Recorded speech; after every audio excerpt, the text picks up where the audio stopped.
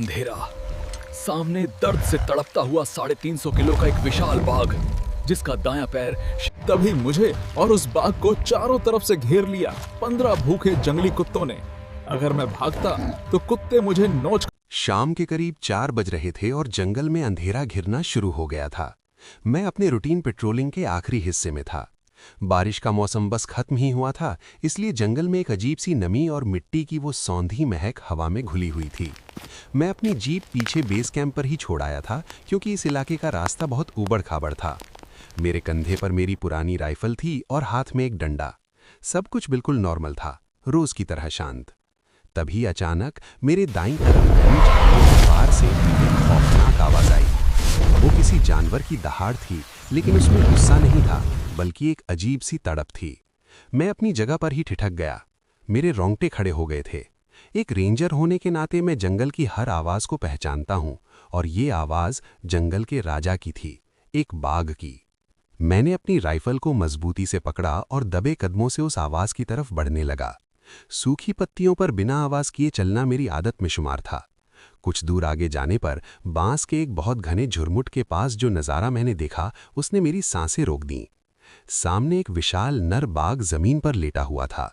उसका दायां अगला पैर लोहे के एक बेहद मोटे फंडे में फंसा हुआ था। ये शिकारियों का बिछाया हुआ वो खतरनाक क्लॉ ट्रैप था, जिसमें जानवर जितना निकलने की कोशिश करता है, लोहे के दांत उतना ही गहरा मांस में धंसते जाते हैं। बाघ का पैर खून से लथपथ था, लेकिन असली मुसीबत वो फंदा नहीं था। उस बाघ को चारों तरफ से जंगली कुत्तों, ढोल के एक बहुत बड़े झुंड ने घेर रखा था। करीब 15 या 16 कुत्ते रहे होंगे। आप अगर जंगल को जानते हैं तो आपको पता होगा कि ये जंगली कुत्ते कितने खूंखार होते हैं। जब ये झुंड में होते हैं तो बड़े से बड़े शेर या बाघ को भी कच्चा चबा जाते हैं। वो बाघ को मारने की जल्दी में नहीं थे, वो बहुत चालाक थे। वो बस घेरा बनाए हुए थे और बीच बीच में कोई एक कुत्ता पीछे से आकर बाघ की जांघ पर काट लेता और तुरंत पीछे हट जाता।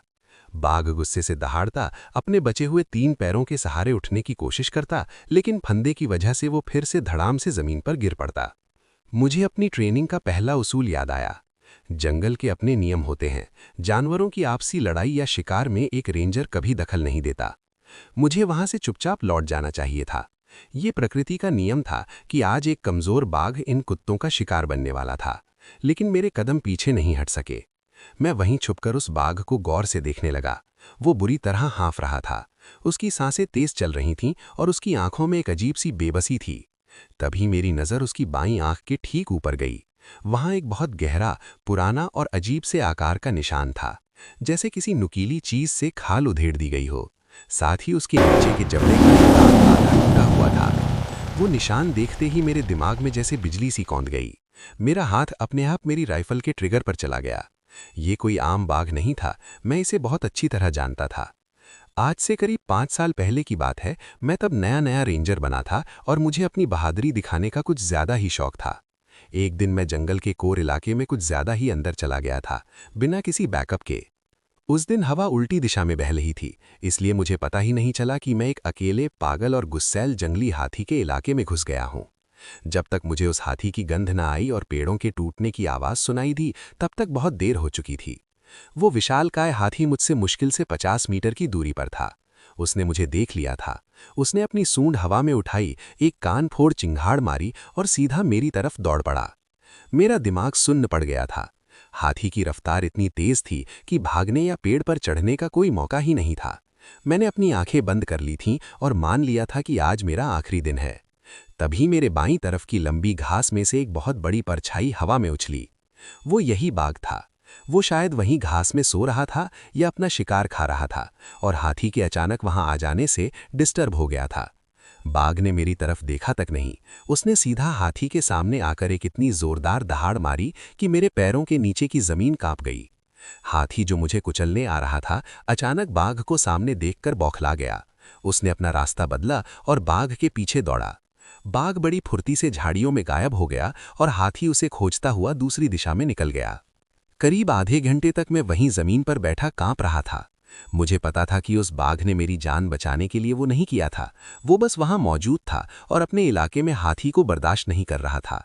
लेकिन वजह चाहे जो भी हो, सच्चाई यही थी कि अगर उस दिन वो बाघ उस सही पल में वहां से बाहर नहीं आता तो मैं जिंदा नहीं होता। उसने अनजाने में ही सही मेरी जान बचाई थी। जब वो दहाड़ने के लिए पलटा था तो मैंने उसकी बाईं आंख के ऊपर वो गहरा निशान और वो टूटा हुआ दांत देखा था।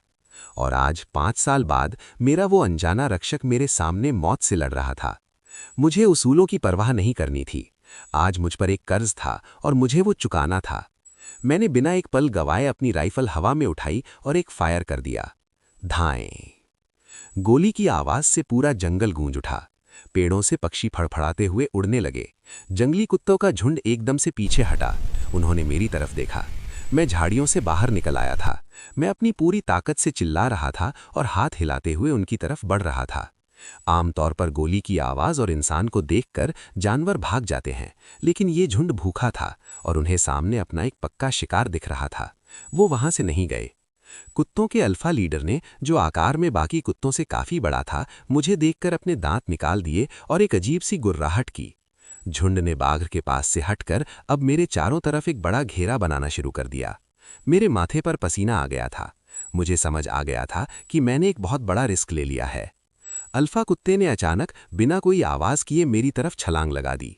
वो इतना तेज था कि मुझे राइफल का निशाना बनाने का वक्त ही नहीं मिला। मैंने बस अपनी राइफल की नली उसके मुंह पर दे मारी। वो थोड़ा पीछे हटा, लेकिन तब तक पीछे से दूसरे कुत्ते ने मेरी दाईं पिंडली काफ पर अपने दांत गड़ा दिए। दर्द की एक भयानक लहर मेरे पूरे शरीर में दौड़ गई। मैंने चीखते हुए अपने पैर को झटके से छुड़ाया और राइफल को नीचे की तरफ करके सीधा फायर कर दिया। गोली अल्फा कुत्ते के पैरों के ठीक पास जमीन पर लगी। मिट्टी और कंकड़ उड़कर उसके मुंह पर लगे। इस बार वो सच में डर गया। वो जोर से चिल्लाया और पीछे की तरफ भागा। अपने लीडर को पीछे हटता देख बाकी का झुंड भी धीरे धीरे पीछे खिसककर बांस के झुरमुटों में छुप गया। लेकिन मुझे पता था कि वो गए नहीं हैं, वो बस अंधेरा होने का इंतजार कर रहे हैं। मैंने अपने पैर की तरफ देखा। मेरा पैंट खून से भीग चुका था। घाव गहरा था लेकिन चलने लायक था। मैंने तुरंत अपना रेडियो निकाला ताकि बेस कैंप पर बैकअप के लिए कॉल कर सकूं। लेकिन जैसे ही मैंने बटन दबाया, मुझे एहसास हुआ कि कुत्ते से हाथापाई में जब मैं जमीन पर गिरा था तो रेडियो एक पत्थर से टकराकर टूट गया था। उसमें से बस एक हिस्सिस की आवाज आ रही थी। मेरा बाहरी दुनिया से कनेक्शन पूरी तरह कट चुका था। मेरी राइफल में अब सिर्फ 2 गोलियां बची थीं। मैं अकेला था, घायल था, जंगल के बीचों बीच था और मेरे सामने एक 350 किलो का दर्द से तड़पता हुआ बाघ था जो अब मुझे बहुत गौर से देख रहा था। मैं धीरे धीरे बाघ की तरफ बढ़ा।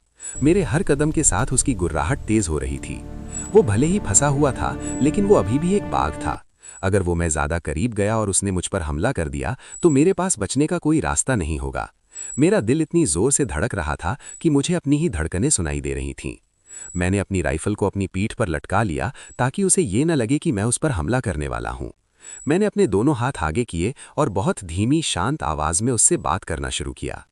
शांत हो जा मेरे दोस्त, शांत हो जा। मैं तुम्हारी मदद करने आया हूं। याद है तुमने मेरी मदद की थी? पता नहीं उसे मेरी आवाज से कोई तसल्ली मिली या वो दर्द से इतना थक चुका था कि उसने विरोध करना छोड़ दिया। वो धीरे धीरे अपनी जगह पर लेट गया, लेकिन उसकी नजरें मेरे हर मूवमेंट पर गड़ी हुई थीं। मैं बिल्कुल उसके पास पहुंच गया। उसके शरीर से खून और पसीने की मिली-जुली एक अजीब सी जंगली महक आ रही थी। वो इतनी जोर से सांस ले रहा था कि उसकी पसलियां ऊपर नीचे होती साफ दिख रही थीं। मैंने अपनी बेल्ट से एक भारी वायर कटर और प्लायर निकाला जो हम हमेशा शिकारियों के फंदे काटने के लिए रखते हैं। उसका पैर उस लोहे के क्लॉ ट्रैप में बहुत बुरी तरह फंसा हुआ था। ट्रैप को एक मोटे लोहे के तार से एक भारी पेड़ की जड़ से बांधा गया था। सबसे पहले मुझे उस तार को काटना था। मैं बाघ के पैर के बिल्कुल पास घुटनों के बल बैठ गया। ये मेरी जिंदगी का सबसे खौफनाक पल था। उस बाघ का बड़ा सा मुंह मेरे चेहरे से मुश्किल से 1 फुट की दूरी पर था। अगर वो चाहता तो एक झटके में मेरा सिर धड़ से अलग कर सकता था। मैंने अपना कांपता हुआ हाथ आगे बढ़ाया और उस मोटे तार को कटर से पकड़कर पूरी ताकत से दबाया। तार बहुत मोटा था, एक बार में नहीं कटा। मैंने अपना पूरा वजन उस कटर के हैंडल्स पर लगा दिया। मेरे पैर का घाव बुरी तरह टीस मार रहा था। बाघ ने अचानक एक हल्की सी दहाड़ मारी और अपना पैर खींचने की कोशिश की। मैं बिल्कुल नहीं हिला। मैंने अपनी आंखें बंद की और अपनी बची खुची सारी ताकत कटर के हैंडल्स पर लगा दी। एक जोरदार टक की आवाज आई। तार कट गया था। बाघ अब पेड़ से बंधा हुआ नहीं था, लेकिन वो लोहे का ट्रैप अभी भी उसके पैर में जकड़ा हुआ था। मैंने जल्दी से ट्रैप के दोनों स्प्रिंग्स को प्लायर से दबाकर खोला। बाघ ने तुरंत अपना पैर झटके से बाहर खींच लिया। वो आजाद था। मैंने चैन की सांस ली और पीछे की तरफ खिसककर जमीन पर बैठ गया। बाघ ने धीरे से उठने की कोशिश की। वो खड़ा हुआ, लेकिन अगले ही पल उसका घायल पैर मुड़ गया और वो फिर से जमीन पर गिर पड़ा। फंदे ने उसके पैर की नसों को बहुत गहरा नुकसान पहुंचाया था और खून बहुत ज्यादा बह चुका था। मैंने आसमान की तरफ देखा। काले घने बादल छा चुके थे और बारिश की कुछ बूंदें मेरे चेहरे पर गिरने लगी थीं। जंगल में अब लगभग पूरा अंधेरा हो चुका था। मैंने स्थिति का अंदाजा लगाया। हम दोनों घायल थे। मेरा रेडियो टूट चुका था। सबसे नज़दीकी चेकपोस्ट यहाँ से कम 7 किलोमीटर दूर था। और सबसे डरावनी बात यह थी कि मुझे उन झाड़ियों के पीछे से दर्जनों चमकती हुई लाल आंखें दिखाई देने लगी थीं। जंगली कुत्तों का झुंड वापस लौट आया था और इस बार अंधेरा उनका सबसे बड़ा हथियार था। बारिश की बूंदें अब तेज होने लगी थीं। मेरे चेहरे पर गिरता ठंडा पानी मुझे बार बार ये एहसास दिला रहा था कि ये कोई बुरा सपना नहीं है, बल्कि एक खौफनाक हकीकत है। अंधेरा इतनी तेजी से बढ़ रहा था कि मुझे अपने हाथ भी साफ दिखाई नहीं दे रहे थे। बस झाड़ियों के बीच चमकती हुई वो दर्जनों लाल आंखें थीं जो धीरे धीरे हमारे करीब आ रही थीं। जंगली कुत्तों का वो झुंड समझ चुका था कि अब बाघ के पैर में फंदा नहीं है, लेकिन उन्हें यह भी पता था कि वो बाघ और मैं दोनों ही बुरी तरह घायल हैं। उनके लिए अब ये 2 शिकार का मौका था। अल्फा कुत्ते ने एक अजीब सी सीटी जैसी आवाज निकाली। ये उनका सिग्नल था। अचानक मेरे दाईं तरफ से 3 कुत्ते एक साथ मेरी तरफ दौड़े। मेरे पास सोचने का वक्त नहीं था। मैंने अपनी राइफल उठाई और बिना ठीक से निशाना लगाए एक फायर कर दिया। गोली की आवाज से वो तीनों कुत्ते छिटक कर पीछे गिरे, लेकिन किसी को गोली लगी नहीं थी। अब मेरी राइफल में सिर्फ एक आखिरी गोली बची थी। तभी मेरे बाईं तरफ से एक और कुत्ता उछला और उसने सीधा बाघ की घायल टांग पर अपने दांत गड़ा दिए। बाघ दर्द से तिलमिला उठा। उसने अपने भारी भरकम पंजे से उस कुत्ते पर वार किया। कुत्ता हवा में उछलकर दूर जा गिरा और उसकी हड्डियां टूटने की आवाज मुझे यहां तक सुनाई दी। लेकिन बाघ का ये वार उसे बहुत भारी पड़ा। वो अपना बैलेंस खो बैठा और कीचड़ में फिसलकर गिर गया। मुझे समझ आ गया कि अगर हम यहां रुके तो सुबह का सूरज नहीं देख पाएंगे। ये कुत्ते हमें धीरे धीरे थकाकर मार डालेंगे। हमें यहां से निकलना ही होगा। मैंने अपनी राइफल को पीठ पर कसा और बाघ के पास जाकर खड़ा हो गया। मैंने अपना हाथ आगे बढ़ाया और अपनी पूरी ताकत से चिल्लाया, उठो, हमें चलना होगा, उठो मेरे दोस्त। पता नहीं वो मेरी आवाज का असर था या बाघ के अंदर की अपनी जीने की जिद। उसने एक बहुत गहरी सांस ली, अपने मजबूत जबड़े को भींचा और अपने 3 पैरों का पूरा जोर लगाकर खड़ा हो गया। उसका घायल पैर हवा में झूल रहा था, जिससे लगातार खून टपक रहा था। उसने मेरी तरफ एक नजर देखा। उन पीली आंखों में अब गुस्सा नहीं था, बल्कि एक अजीब सी समझ थी, जैसे वो जान गया था कि इस रात हम दोनों की जान एक दूसरे से जुड़ी हुई है। हम दोनों ने धीरे धीरे चलना शुरू किया। ये एक ऐसा नज़ारा था जिस पर शायद ही कोई यकीन करता। एक इंसान और 350 किलो का एक खूंखार बाघ कंधे से कंधा मिलाकर जंगल के अंधेरे में एक साथ चल रहे थे। मेरा बायां पैर दर्द से फटा जा रहा था।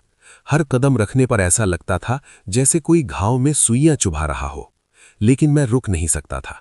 मैंने अपना एक हाथ बाघ की पीठ पर रख दिया, सिर्फ इसलिए नहीं कि मुझे सहारा चाहिए था, बल्कि इसलिए ताकि अंधेरे में हम एक दूसरे से अलग ना हो। उसकी गीली और खुरदरी खाल के नीचे मुझे उसकी मजबूत मांसपेशियां महसूस हो रही थीं। वो भी लंगड़ाते हुए चल रहा था। उसका शरीर बुखार और दर्द से तप रहा था। पीछे मुड़कर देखने की हिम्मत मुझमें नहीं थी, लेकिन मुझे लगातार सूखी टहनियों के टूटने और पत्तों के सरकने की आवाजें आ रही थीं। वो कुत्ते हमारा पीछा कर रहे थे। वो बस हमारे गिरने का इंतजार कर रहे थे। बारिश अब मूसलाधार हो चुकी थी। बिजली चमकती तो 1 सेकंड के लिए पूरा जंगल रोशन हो जाता और मुझे बाघ का थका हुआ चेहरा दिखाई देता। ये बारिश हमारे लिए एक वरदान भी थी और अभिशाप भी। वरदान इसलिए क्योंकि इसने हमारे खून की गंध को धो दिया था, जिससे कुत्तों के लिए हमें ट्रैक करना थोड़ा मुश्किल हो रहा था। और अभिशाप इसलिए क्योंकि जमीन दलदली हो चुकी थी और हर कदम रखना एक जंग बन गया था। करीब 2 घंटे तक हम ऐसे ही अंधेरे में भटकते रहे। मेरी सांसें उखड़ने लगी थीं। ऐसा लग रहा था कि मेरे शरीर से जान निकल जाएगी। तभी मुझे सामने से पानी के तेज बहाव की आवाज सुनाई दी। मेरा दिल बैठ गया। ये इस इलाके की वो छोटी सी नदी थी जिसे मैं अक्सर पेट्रोलिंग के वक्त आसानी से पार कर लेता था, लेकिन इस मूसलाधार बारिश ने इसे एक उफनती हुई खौफनाक नदी में बदल दिया था। पानी का बहाव इतना तेज था कि वो बड़े बड़े पत्थरों को अपने साथ बहा ले जा रहा था। हम दोनों नदी के किनारे जाकर रुक गए। बाघ ने पानी की तरफ देखा और एक हल्की सी गुर्राहट की। वो भी जानता था कि इस हालत में इस नदी को पार करना मौत के मुंह में जाने के बराबर है, लेकिन हमारे पास पीछे मुड़ने का कोई रास्ता नहीं था। तभी पीछे से फिर वही डरावनी गुर्राहट सुनाई। बिजली चमकी और मैंने देखा कि कुत्तों का झुंड बिल्कुल हमारे पीछे आ चुका है। उन्होंने हमें नदी और अपने बीच घेर लिया था। अल्फा कुत्ता, जिसके मुंह पर मैंने राइफल मारी थी, वो सबसे आगे था। उसकी आंखों में खून सवार था। उसने एक झटके में छलांग लगाई और सीधा मेरी छाती पर आ गिरा। उसका वजन और ताकत इतनी ज्यादा थी कि मैं सीधा कीचड़ में पीठ के बल गिर पड़ा। उसके नुकीले दांत मेरे गले से बस कुछ इंच दूर थे। मैं अपने दोनों हाथों से उसकी गर्दन को दूर धकेलने की कोशिश कर रहा था। मेरी ताकत जवाब दे रही थी। उसके मुंह से टपकती हुई लार और खून की बदबू मेरे चेहरे पर आ रही थी। मुझे लगा कि अब सब खत्म हो गया। मैंने अपनी आंखें मीच लीं। तभी एक जोरदार दहाड़ ने पूरे माहौल को चीर कर रख दिया। बाघ, जो अब तक दर्द से बेहाल था, उसने अपनी आखिरी बची हुई ताकत बटोरी और एक भयानक छलांग लगाई। उसने हवा में ही उस अल्फा कुत्ते को अपने जबड़े में दबोच लिया। कुत्ते की एक दर्दनाक चीख निकली और बाघ ने उसे झटके से दूर पानी में फेंक दिया। लेकिन इस हमले में बाघ खुद अपना बैलेंस नहीं संभाल पाया। वो फिसलती हुई मिट्टी पर लड़खड़ाया और सीधा उफनती हुई नदी में जा गिरा। नहीं, मेरे मुंह से चीख निकल गई। बाघ पानी के तेज बहाव में बहने लगा था। वो अपने पंजे मारने की कोशिश कर रहा था, लेकिन एक पैर बेकार होने की वजह से वो पानी से लड़ नहीं पा रहा था। कुत्तों का झुंड अब पीछे हट चुका था। उनके लीडर का ये हाल देखकर उनकी हिम्मत टूट गई थी। मैंने एक सेकंड भी नहीं सोचा। मैंने अपनी राइफल किनारे पर फेंकी और सीधा उस उफनती हुई नदी में छलांग लगा दी। पानी बर्फ की तरह ठंडा था और बहाव ऐसा था जैसे कोई मुझे लगातार लात मार रहा हो। मैं पानी के अंदर और बाहर गोते खा रहा था। मैंने अपना सिर ऊपर निकाला और देखा कि बाघ मुझसे कुछ ही मीटर आगे बह रहा है। मैंने अपने हाथ पैर पूरी ताकत से मारे। पानी के अंदर पत्थरों से टकराकर मेरे घुटने छिल गए, लेकिन मैंने हार नहीं मानी। करीब पहुंचकर मैंने अपना हाथ आगे बढ़ाया और अपनी पूरी ताकत से बाघ की गर्दन के पीछे के घने बालों स्क्रफ को कसकर पकड़ लिया। बाघ ने मुझे अपने पास देखकर कोई विरोध नहीं किया। उसने मुझे डूबने से बचाने के लिए अपना भारी शरीर थोड़ा मेरी तरफ कर दिया। हम दोनों उस खौफनाक बहाव में साथ बह रहे थे। नदी हमें अपने साथ बहा ले जा रही थी। अचानक एक बड़ा सा पेड़ का तना पानी में बहता हुआ आया और हम दोनों से टकराया। इस टक्कर से हम नदी के किनारे की तरफ छिटक गए। मुझे दलदली जमीन का एहसास हुआ। मैंने बाघ के बालों को नहीं छोड़ा और अपने पैरों से कीचड़ को धकेलते हुए किनारे की तरफ रेंगने लगा। बाघ भी अपनी पूरी ताकत से ऊपर चढ़ने की कोशिश कर रहा था। आखिरकार हम दोनों नदी के उस पार एक पथरीले किनारे पर आ गिरे। हम दोनों इतनी बुरी तरह हाँफ रहे थे कि कई मिनटों तक कोई अपनी जगह से हिल नहीं पाया। बारिश अब कुछ कम हो चुकी थी। मैंने मुड़कर नदी के दूसरी तरफ देखा। कुत्तों का झुंड वहां किनारे पर खड़ा था। वो नदी पार करने की हिम्मत नहीं कर सकते थे। हम उनसे बच निकले थे। मैंने अपने चारों तरफ देखा। किनारे से थोड़ा ऊपर चट्टानों के बीच एक छोटी सी गुफा जैसी जगह बनी थी, जहां पानी नहीं आ रहा था। मैंने बाघ को देखा। वो बुरी तरह कांप रहा था। ठंड और खून बहने की वजह से उसकी हालत बहुत खराब थी। मैं धीरे से उठा और बाघ के पास गया। मैंने उसे हल्के से थपथपाया और उस गुफा की तरफ इशारा किया। वो समझ गया। वो लड़खड़ाते हुए उठा और हम दोनों उस सूखी जगह पर जाकर बैठ गए। रात बहुत गहरी हो चुकी थी। मैं बाघ से सटकर बैठ गया। उसके शरीर की गर्माहट मुझे ठंड से बचा रही थी और मेरी मौजूदगी शायद उसे तसल्ली दे रही थी। मैंने अपनी जेब से फर्स्ट एड किट निकाली, जो वाटरप्रूफ पैकेट में थी। मैंने अपने पैर पर एक पट्टी बांधी ताकि खून रुक जाए। फिर मैंने बाघ के उस घायल पैर की तरफ देखा। फंदे ने बहुत गहरा घाव कर दिया था।